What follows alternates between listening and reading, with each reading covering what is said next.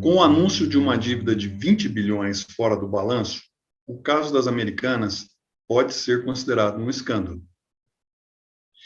Mas este escândalo é resultado de erros na contabilidade ou gestão fraudulenta? Existem muitas controvérsias neste caso, que levaram credores a ingressar na Justiça e a Comissão de Valores Mobiliários a abrir investigações, inclusive na auditoria PwC.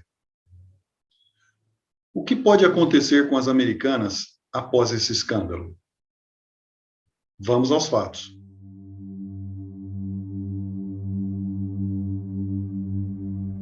Olha, o termo inconsistência contábil foi usado tanto pelo CEO, quando anunciou o fato relevante para o mercado, quanto na imprensa tem sido usado. E inconsistência contábil pode ser as duas coisas, pode ser tanto erro quanto fraude. A inconsistência contábil é considerado um erro quando alguma coisa que deveria constar na contabilidade ou nas demonstrações não consta, ou que não deveria constar e consta, como acréscimo de valor de ativos ou diminuição de valor de dívidas, é feito involuntariamente. Então, isso é um erro, né? É um erro, pode ser considerado uma inconsistência contábil involuntária, né? Todavia, quando esse, digamos, esse desvio de valor ou de lançamento na devida conta, enfim, ou fazer constar ou não fazer constar, é feito de maneira deliberada, aí nós temos a figura do direito conhecida como dolo, né? Dolo é culpa com intenção, né? Aí, nesse caso, é considerado fraude, né? Então, no caso das Americanas, nós temos visto, na imprensa principalmente, né, acusações graves, diretas, né, inclusive aos acionistas de referência, que são os controladores da companhia, de fraude, né? Existe aí acusação e muitas credores, inclusive, apontando em juízo, né, fazendo ações judiciais, onde eles apontam que alegam fraude. Mas, né, para se saber se é fraude ou um erro, é preciso haver uma apuração. E isso não foi possível ainda, porque no caso das Americanas, que é um caso bastante, vamos dizer assim, importante, devido ao valor, devido ao tamanho da empresa e tudo mais, nem a empresa, nem os auditores, nem, digamos, os acionistas de referência deram explicações necessárias, explicações de quais são as contas envolvidas, quais são os valores, o processo. O que nós temos é que houve lá um desvio, vamos dizer assim, né, na contabilização de operações que são chamadas de forfeit, ou risco sacado, né? Em português é chamado de risco sacado, que é o seguinte: a empresa compra a prazo de um fornecedor, então ela tem uma dívida, vamos dizer assim, a empresa compra lá eletrodomésticos de uma fábrica de eletrodomésticos. Então ela fica devendo para aquela fábrica de eletrodomésticos um X valor e vai para a conta de dívidas com fornecedores. Acontece que um banco, né, entrega o dinheiro para o fornecedor, né, e a empresa passa a dever não mais para o fornecedor, mas para um banco, né? Isso aí é chamado de operação de forfeit, forfait, vamos dizer assim, a pronúncia, ou então risco sacado. Isso é uma operação muito comum, é uma operação muito conhecida, enfim, existem normas enfim, da CVM, inclusive, normatizando isso aí, não tem nada de anormal. Acontece que a contabilização, ela precisa ser feita, ou seja, é preciso haver uma reclassificação dos valores entre as contas envolvidas. E foi isso que a Americana não fez, segundo o CEO da companhia. E que gerou essas dívidas que ficaram ocultas, né, vamos chamar de passivo contingente. Esse passivo contingente, ao longo dos anos, foi sendo colecionado por conta dessa inadequação na contabilização dessas operações de risco sacado, né, ou forfait.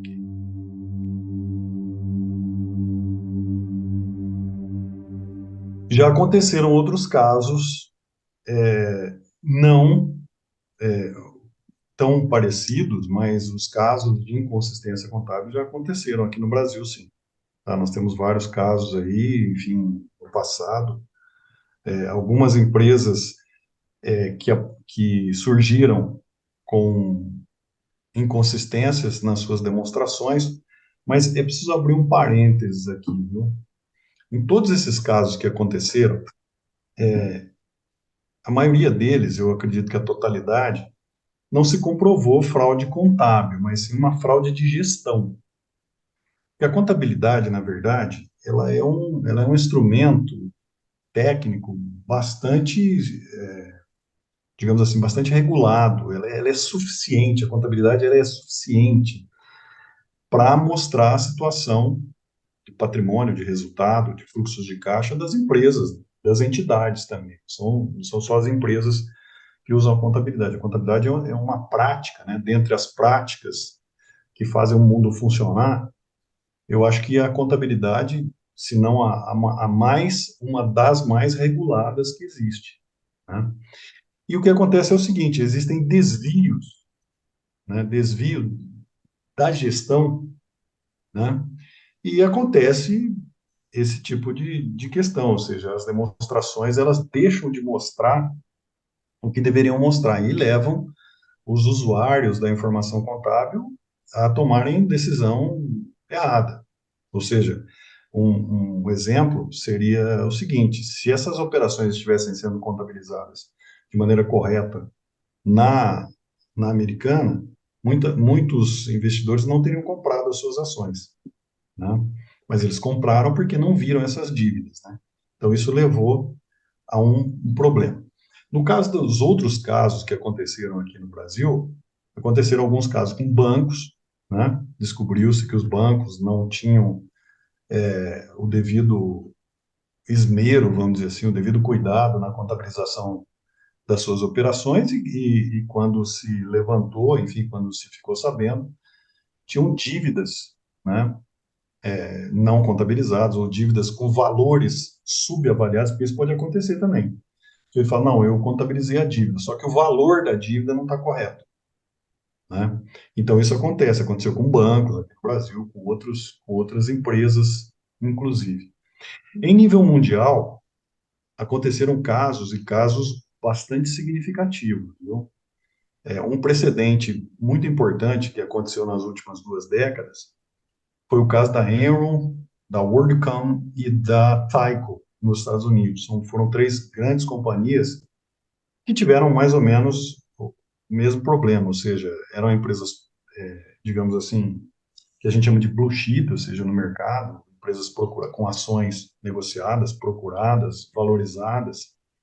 E quando se descobriu, ao fim e ao cabo, as empresas tinham problemas graves, enfim, e criaram lá um problema sério no mercado americano, pessoas perdendo dinheiro, as ações, você pega lá, as pessoas investem, e quando acontece isso, as ações desvalorizam, elas perdem o dinheiro, né? Isso cria problema com fundo de pensão, com investidores e tudo mais. Neste caso, eu disse que vale a pena citar, porque o caso dessas 3 empresas ensejou a feitura da lei Sarbanes-Oxley, a gente chama de lei SOX, que é uma lei bastante emblemática, é um marco, digamos assim, na história da regulação dos mercados financeiros, enfim, da própria contabilidade, enfim, muito embora a SOX ela verse muito mais sobre controles internos das empresas, constituição de comitês e tudo mais, e é uma lei que foi amplamente, digamos assim, implementada, né, nas empresas americanas e influenciou o mundo inteiro, inclusive o Brasil. Nós temos normas aqui no Brasil que surgiram pós-SOX, pós essa lei Sarbanes-Oxley.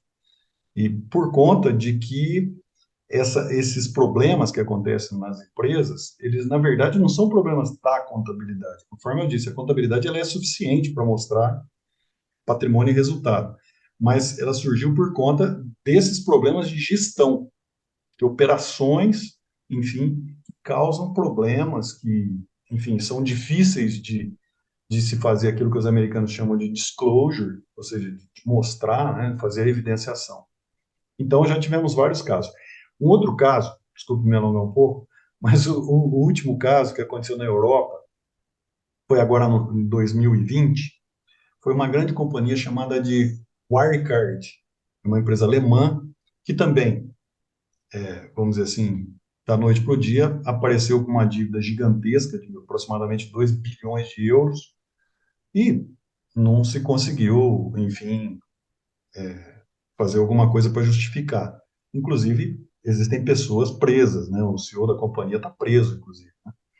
E lá eles colocaram algumas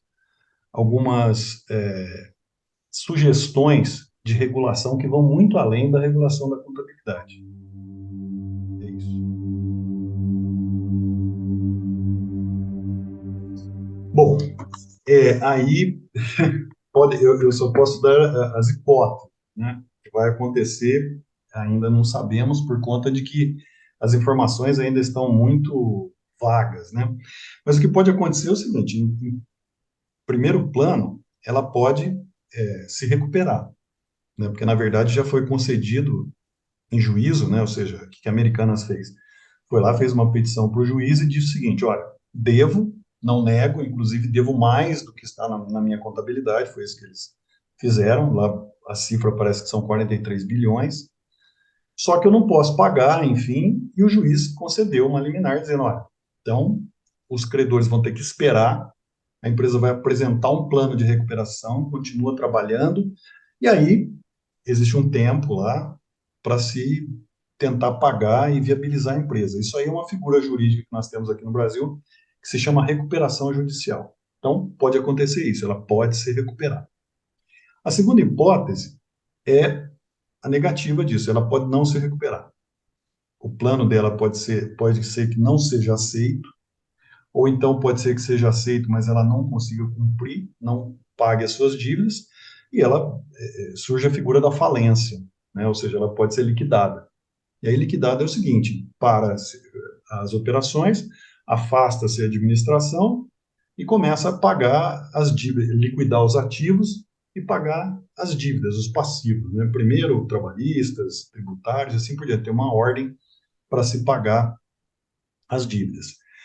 A terceira hipótese, então, é que a Americanas, nesse tempo, ela pode se associar a outra empresa. Porque alguém pode dizer o seguinte: não, Americanas, a coisa mais valiosa que tem na Americanas são os 50 milhões de clientes, é o sistema, né? Porque ninguém nega que a Americanas, eu, por exemplo, sou cliente da Americanas, acho que muita gente que vai nos ouvir também já comprou alguma coisa na Americanas. Eles são muito eficientes, são muito competitivos em preço, qualidade e tudo mais, né? Atendimento, logística e tal, todo mundo reconhece isso.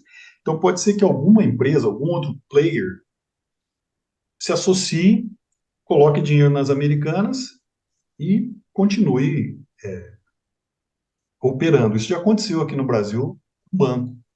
Nós já tivemos bancos aqui que tiveram problemas, iam praticamente à falência, mas tiveram associação de outros bancos e tudo mais, e aí continuaram funcionando. Fizeram lá o que a gente chama ali de limpeza, né, dos passivos, ativos, enfim, uma reestruturação e continuam funcionando. Então, isso pode acontecer com Americanas. E eu imagino que a última coisa que possa acontecer, enfim, a quarta coisa, né, da minha relação, é que ela pode ser vendida. Ela pode ser vendida. Pode chegar um grupo estrangeiro, por exemplo, um mega player de outro país, querendo operar aqui no Brasil e comprar as americanas, ou seja, comprar através de liquidar suas dívidas, ou então fazer um acordo com os credores e ficar devendo com os credores e tudo mais. O que pode acontecer nesse caso é que a empresa receba uma injeção de capital, né, e vire uma outra empresa. Isso é muito comum de acontecer. Nós tivemos recentemente o caso das operadoras aí de telefone móvel, né, que foi o caso da Oi, né? A Oi foi incorporada, né, pela TIM, pela Claro, pela Vivo, então, inclusive foi fatiada, né? Foi um acordo que foi feito por conta de que essas grandes companhias, elas têm uma importância muito grande, não só econômica, mas social também. Então, o melhor das hipóteses seria uma dessas que não a falência.